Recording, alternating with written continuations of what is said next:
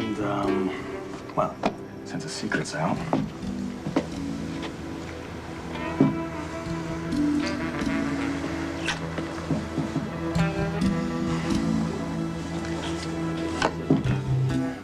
Why are your panties in a twist? It's a permanent condition of hers.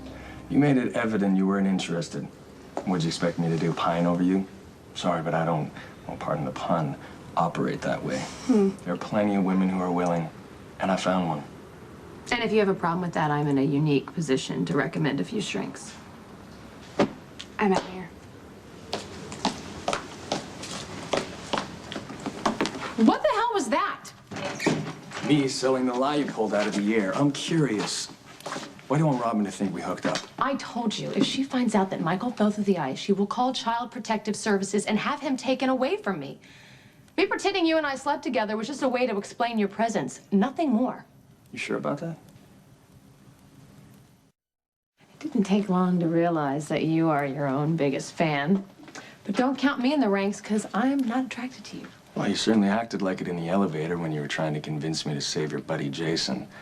As far as I remember, we were about to strike a deal. Your memory is faulty.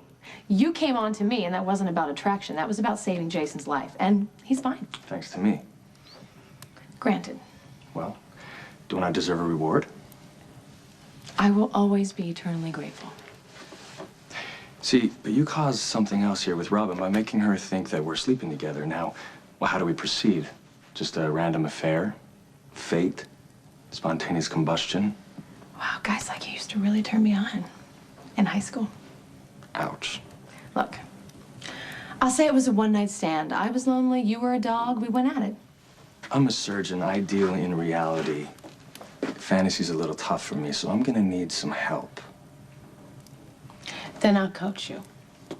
You'll probably see Robin before I do, and she'll give you that patent icy glare. And you'll just be embarrassed. Yeah, that's not the kind of coaching I was talking about. You know what? Thank you for taking care of Michael. Goodbye, and good night.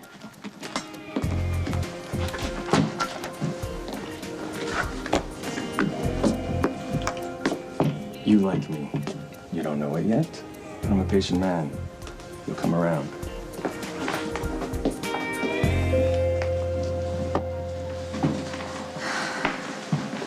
Have you seen Thomas Farrell's chart? He was transferred into 4, and we can't find his paperwork. You know, you should probably just look for yourself. I really have no idea what I'm doing right now. Okay. Have you ever done anything that you know that you shouldn't, and it turns out every bit as bad as you thought? More than once. Well, I did it twice in one day. And I'm furious, but the truth is, the one that I'm maddest at is myself. Maybe it's not as bad as you think. Ugh, trust me, it's worse. First, I went over to Jason's to explain to him why I gave the deposition in Manny Ruiz's favor. He wasn't all that receptive? No, we started fighting, and not just about Manny. I mean, all this old junk just came spilling out about Michael and AJ and how I chose to tell the truth. I thought we'd made peace with it, but I guess Jason is mad as ever, and so am I, apparently.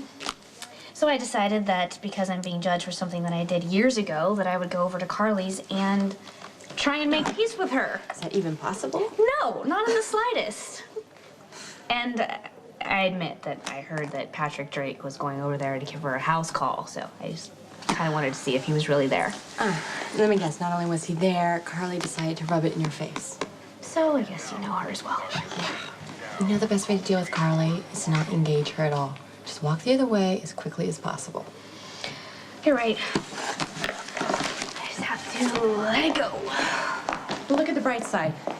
If Carly and Patrick did hook up, they'd only make each other miserable. And don't they both deserve it? Excuse me. I need a signature. Sure. There you go. Thank you. You're welcome. I see you didn't waste any time burying yourself back into work. Then again, it beats the alternative, right? Sliding between cold, lonely sheets, sleeping on a bed covered with books and patient files to make it seem less empty, tossing and turning with the restless thoughts of what might have been. If the alternative is sleeping with you, then I will take the cold, lonely sheets any day. Oh, and speaking of, I realize that you have the morals and self-control of, let's say, a farm animal in heat. But seriously, Patrick, I mean, Carly, She's a pretty sexy woman. you're dumber than I thought. And you're adorable when you're jealous. Look, if you're serious about going after Carly, you're a dead man.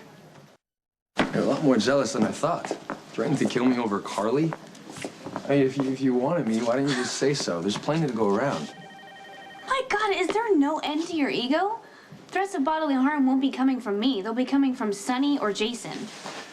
Carly isn't just some OR nurse with an X-ray technician boyfriend. She is Jason's best friend, Sonny's ex-wife, the mother of his children. The only other woman you could go sniffing around that would get you in more trouble would be Jason's sister, Emily.